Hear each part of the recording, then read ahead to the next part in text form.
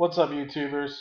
I want to show you guys the amount of dividends that I've been receiving since I've started, well, rather, since Fidelity has really been tracking on this cool little tracker that you see on the screen currently.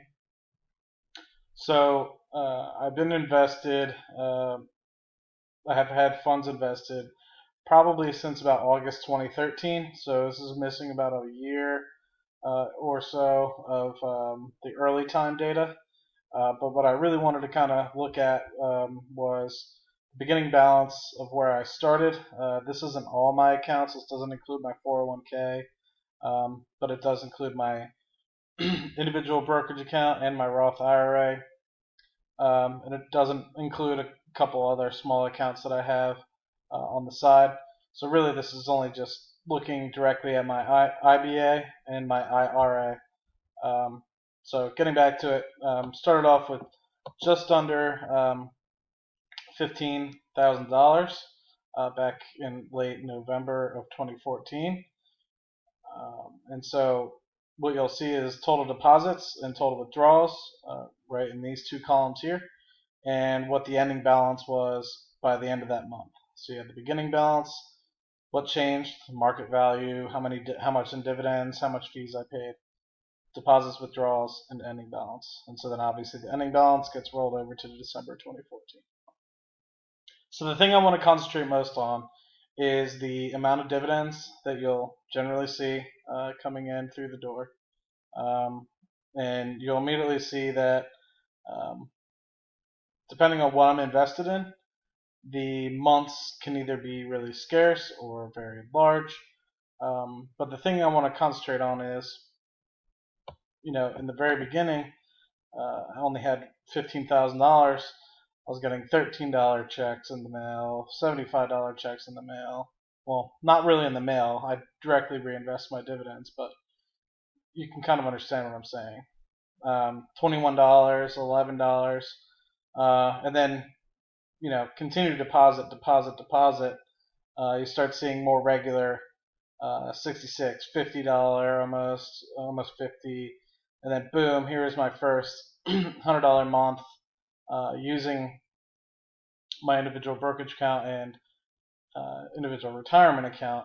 Of course, I might have broken 100 in a couple other months, but this is the first that you're able to see it. And this, able to keep depositing, and the dividends just continue to increase over time, which is phenomenal. It might be pretty difficult to observe how large it goes up on a quarter basis or on a monthly basis. So let's just look at it on a quarter basis. So, fourth quarter 2014 ended the quarter with $89. 1Q 2015, 72. And then you can see it generally pretty much goes up. I assume that this drop-off in early 2016 was dividend cuts associated with some oil and gas companies that had money in.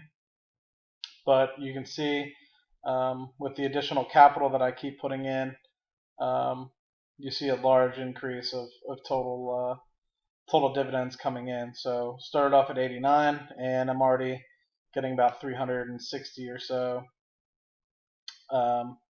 per quarter, which is pretty generous. And then January is on pace for also about 360 or so. So you can see just from my individual brokerage account and my IRA, I've already received about $2,000 just in dividends alone.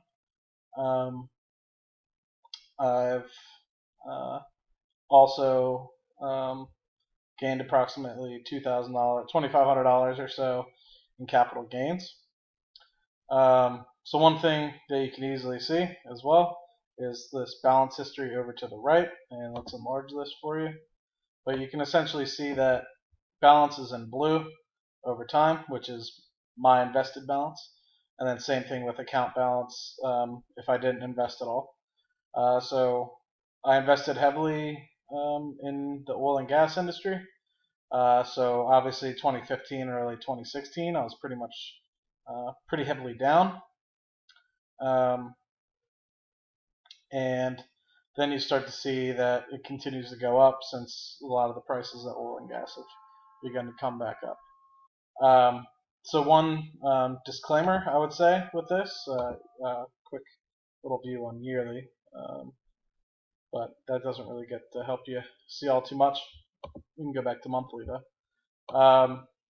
One disclaimer is I do move things in and out. I'm not strictly a dividend investor, so I could have something that was at one point I had, about 50 to 60 shares of AT&T, which is, as you guys know, is a steady dividend payer, about 5%. I did sell out of that and invested some of that into First Solar, Visa, which First Solar doesn't pay any dividends, and Visa um, Visa pays less than 1% dividend, maybe 1.1% if they raised it recently. So you'll just notice that with my increase of total balance, it doesn't necessarily mean that my dividends will go up. Just depends on what I'm invested in. Obviously, um, I would like to get as much dividends as possible, but at the same time, if you see something like First Solar over the past couple months when it dips down to the low 30s, something like that, which is still most likely a very profitable company and an industry leader from my standpoint, um, having dividends of paying you 3 to 4% is great, and it's really secure and very steady majority of the time, depending on who you invest in. But then there's opportunities like that, which could be once every couple of year type opportunities. So it's kind of like weighing and doing just cost benefit analysis and analyzing your risk and trying to understand, okay, well, I could do slow and steady wins the race. You look at AT&T and Verizon, and they have a decent amount of volatility. You can come in at a lower price and sell out a month or two later, just swing trade it, or you can wait for something like First Solar, which is in a very volatile business. It's had issues in 2008 and then 2011, and now it's having issues because it's moving from their fourth generation series to their sixth series solar panels. So they're having a year of transition in 2017. So, you just kind of have to analyze. I love dividends. I think dividends are great. It's slow and steady wins the race type of money. But at the end of the day, you really do have to analyze what you are leaving on the table. Me, being in my mid 20s, has a lot more risk tolerance than someone who's closer to retirement. So someone's closer to retirement, they might have $6,000.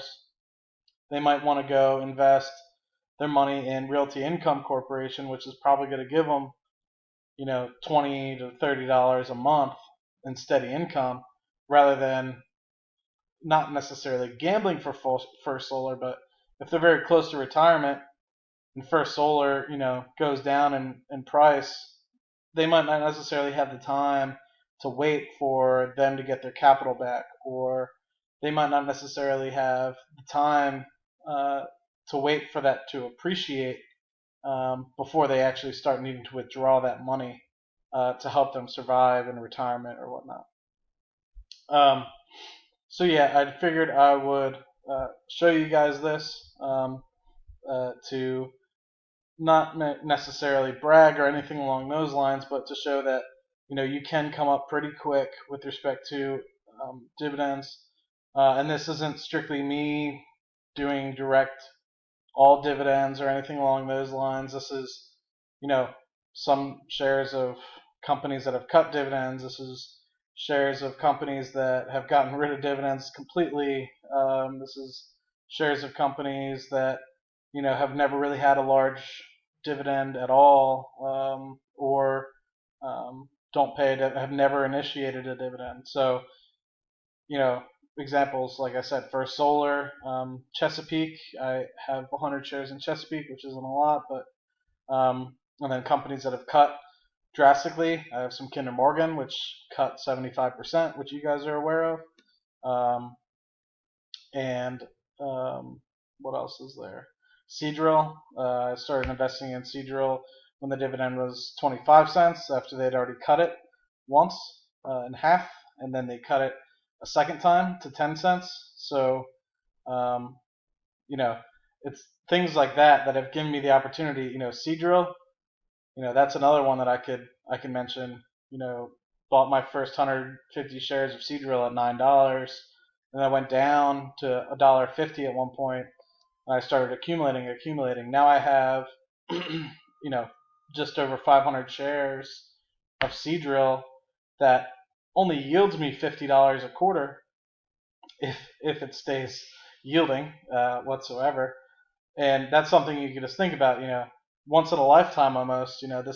This type of decrease in oil has only happened once since in the last. This is the worst it's been since the 80s. So if you think about it that way, you might not necessarily have opportunity again to invest in something like Seadrill Partners or something like that.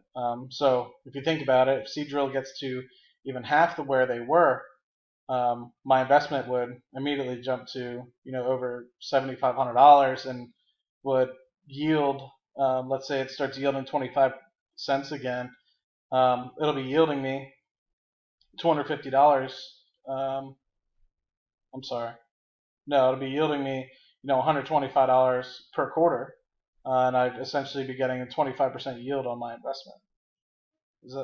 That's probably really wrong, but anyway, you still have a great opportunity, and you can't necessarily let something that is slow and steady all the time, which I do love slow and steady. It's provided me $2,000 just in this account alone, these two accounts alone over the past 2 years, or 2 or so years.